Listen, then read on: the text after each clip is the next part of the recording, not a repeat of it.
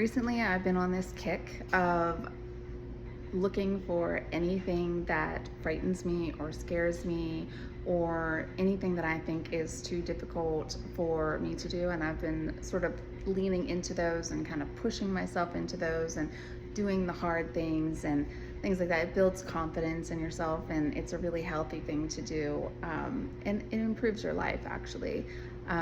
But I was listening to Lewis Howell talk, and if you don't know, he has the podcast, The School of Greatness, and I love his podcast, and he said something in one of his talks that really struck me, and I thought, oh my God, that's so powerful.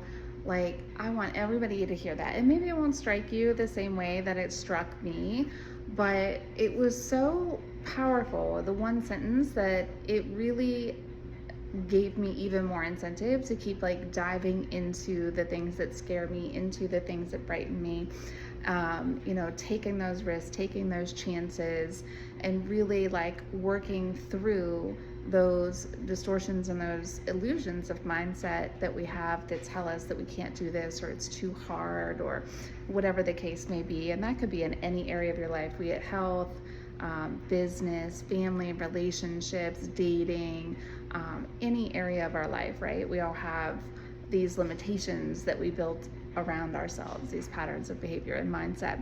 And the question was, he said, if you were watching a movie of your life, what would you be screaming at yourself?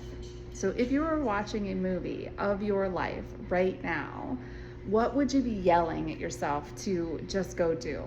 Like, if you were your life was on the screen and you're back watching it, and you need to do this thing, that it would transform your health or your relationship or your business or your life or your purpose or whatever area, and that, what would you be screaming at yourself?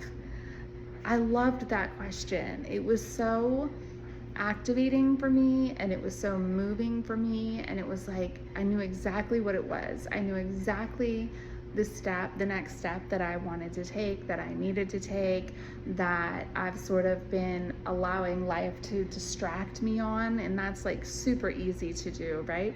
Allowing life to sort of lead us here and lead us there and distract us. But I really wanted to share that forward with you guys, and tell me below in the comments, what is that one thing? Because I think when you can own it and you can actually express it and acknowledge it, now it becomes something that there's something that happens in our brain, I swear, that it becomes easier to take action on. We become aware of the obstacles and the distractions that we're allowing in our life to sort of hold us back, or we're now doing this because we really don't want to sit down and do this thing that we actually really want to do, but there's fear in taking that leap forward. So I'm curious, what is y'all's one thing? Mine was actually starting to make videos again. So here we are. I've been wanting to do it.